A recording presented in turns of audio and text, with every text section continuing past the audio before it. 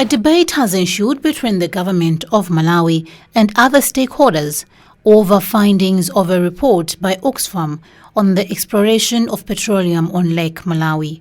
Of critical significance in the report released in Lilongwe on February 13 is a claim that there are questionable circumstances in which some contracts had been awarded. The report specifically focuses on exploration contracts that were awarded only days in the run-up to the May 2014 presidential and parliamentary elections in the country. Almost predictably, the Ministry of Mines finds the report lacking content. Government officials argue that the report does not reflect realities on the ground. The extractive industry in Malawi is perceived as a potential economic hub. But for decades now, the sector has faced numerous setbacks, including policy framework. The report by Oxfam, titled Malawi's Troubled Oil Sector, Licenses, Contracts and Their Implications, has thus opened a Pandora's box, a stakeholders' uproar. While the report authors stood their ground on the legitimacy of their findings, officials from government argue that the accuracy of the findings is questionable. The report is premised on events of May 2014. This, it says, was the time government sealed oil exploration contracts that left a lot to be desired. Oxfam Country Director John Makina says, among other things, government awarded contracts that actually disadvantage it in terms of benefits to the country. As I said in the report, we never talked about why they were signed a few days before the elections. I think what we were emphasizing in the report is these agreements that were done 8 days before the general elections. So we're talking about the date when they were signed, 12th May 2014, elections coming on 20th May 2014. So it's basically for the people to judge. I mean, we don't have any issues around the same, but I think it's for Malawians to basically be able to judge whether there were issues or not. So the issue for us is why the rush? I mean, we could have taken more time to first concentrate on developing policy and coming up with the right act in place before going into the contractual agreements. To date, the report says government has kept a tight lead on contents of the contracts. But Oxfam claims that Malawi has agreed to benefit only 5% of the proceeds where a company went into the actual business of oil drilling and selling. Malawi Extractive Industries Transparency Initiative, MWEITI coordinator George Harawa, supports the findings of the report. He says the manner in which the contracts were signed and awarded throws the whole scenario into suspicion. We were able to discuss as various stakeholders on the way forward for petroleum sector in Malawi, especially vis-a-vis the petroleum sharing agreement which Malawi government signed with the various companies.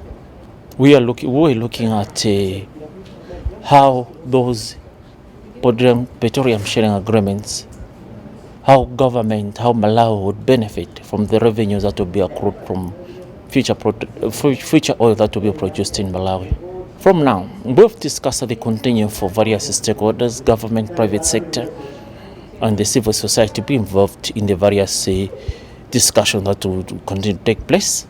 We have agreed that there's a need for further financial and modeling of this, of the revenue that will be accrued from the petroleum sector. We have agreed that the civil society, especially in this case Oxfam, should continue working with government when they're producing the other such papers in future, when they conduct such studies in the future. However, senior mining engineer for natural resources, energy and mining, Cassius Chiwambo, shares a different view. He finds the report misleading.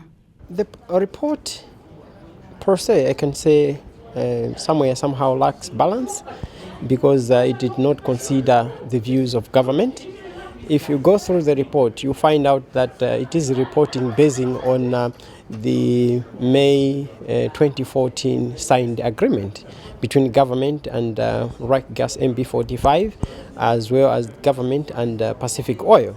But then from that time, after we uplifted the suspensions, there have been several other processes that government we have done in order to rectify whatever is in there. And right now we have a number of new developments that would render this report basically not as useful as it would have been if government would have been considered during the whether interview process or whatever consultative processes that the writers had to undertake. President of the Chamber of Mines and Energy, Dinlungu, also finds the findings wanting and requiring more depth of detail. I think it's a well-balanced report, but like I said earlier on, the only difference is that there was minimum consultations with the other important stakeholders, particularly the government side. They should have had input from the Minister of Natural Resources and Mining. They should have had input from the Minister of Finance. They should have had input from the Minister of Justice, because the issues of licensing and contracts involve all those different ministries. But other than that, I think it's a very balanced report. But I think if they had consulted, we would have had much more informed discussion. And also, there should have been, all these recommendations should have actually come out in a way that would have been useful for the sector, mining sector, particularly the petroleum sector. But the consultant author of the report, Don Hubert, observed that although stakeholders disagree with some aspects of the findings, it was clear that both parties agree that something went wrong in the deals struck in 2014. What was interesting for me is that nobody challenged any of the analysis or the findings of the report. There were questions about who was consulted, there were questions about whether there have been renegotiations going on, but nobody contested any of the core analysis or the core findings. So I think actually, in spite of the heated discussions, the report has created a foundation for future discussion and debate on how to take the petroleum sector forward. In fact, at the end of the meeting, it was clear that it's 100% true. As of today, there may have been discussions with the companies, but we know as of today that those discussions have not been concluded, that no new agreement has been signed, and that the content of the contracts as they are legally binding today is exactly as they are reported in the report. The concerns raised by Malawian citizens about the timing of the signing of the contracts is obviously an area that's worth further investigation. There's no question that the contracts themselves have significant weaknesses in them. I think that there should be a more full public discussion about renegotiation and about what that should mean.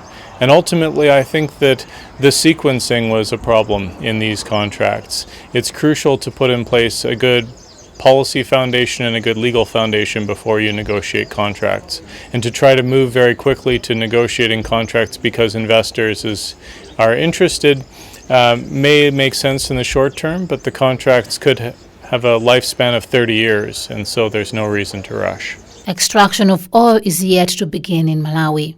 Hubert observed that most third world countries lack technical expertise to develop a domestic oil sector. In fact, very few risk resources in this high-risk venture. Election times are a politically volatile time for governments to seal such deals due to the high levels of probability for corruption.